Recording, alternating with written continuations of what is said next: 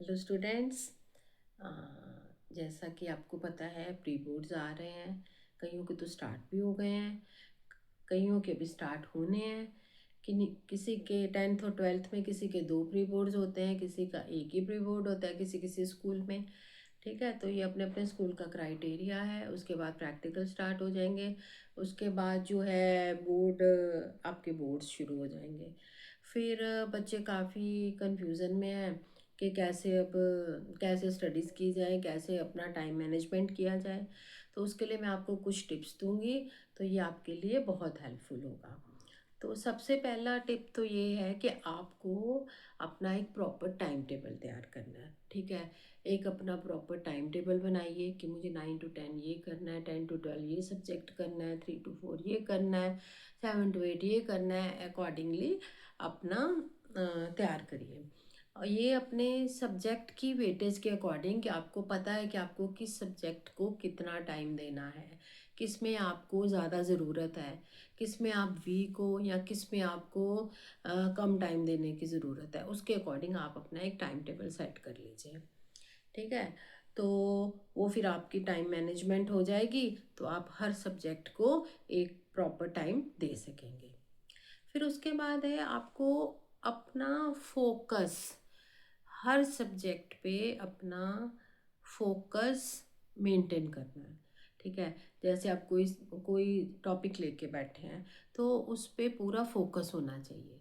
अपना उसको ध्यान से आपने रीड करना है, ध्यान से समझना है, ध्यान से अपने माइंड में बिठाना है। तो उसमें नो डिस्ट्रैक्शन, किसी तरह की भी कोई डिस्ट्रैक्शन नहीं होनी चाहिए वाइल स्टडीज़। जब आप पढ़ रहे हो तो उस दौरान किसी तरह की भी कोई स्टडीज़ में डिस्ट्रैक्शन नहीं चाहिए, कि आपका ध्यान भटक रहा है, कि आप इधर माइंड जा रहा है उधर माइंड जा रहा है। नहीं, जब आप पढ़ रहे हो तो एकदम फोकस स्टडी करनी है।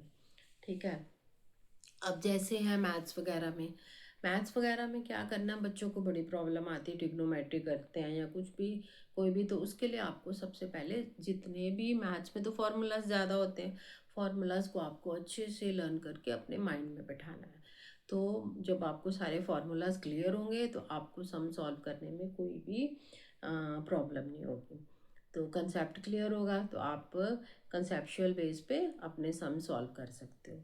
फिज़िक्स है, केमिस्ट्री है, ये न्यूमेरिकल बेस्ड होते हैं, रिएक्शंस होते हैं। तो ये सब आपने इन न्यूमेरिकल्स, ये इनके भी फार्मूलाज वगैरह सब अच्छे से अपने माइंड में बिठा लेने हैं। और इन साइंस सब्जेक्ट्स की, मैथ्स की आपने रिटर्न में प्रैक्टिस करनी है। अगर आप रिटर्न में प्रैक्टिस करोगे तो आपके माइंड में बैठ जाता है और कभी भूलता नहीं है। फिर बार बार प्रैक्टिस करनी है, जितनी प्रैक्टिस करोगे उतना ही आप परफेक्ट होगे।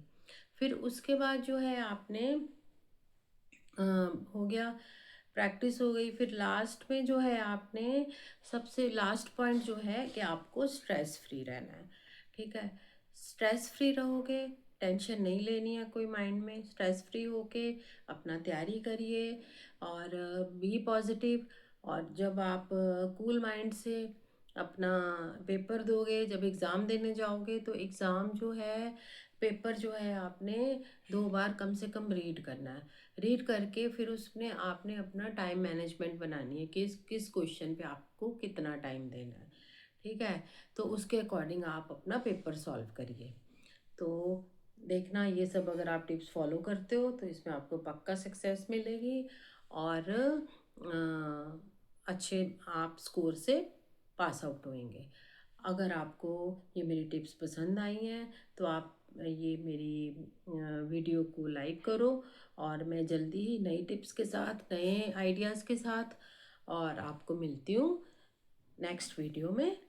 All the best for exams. Thank you.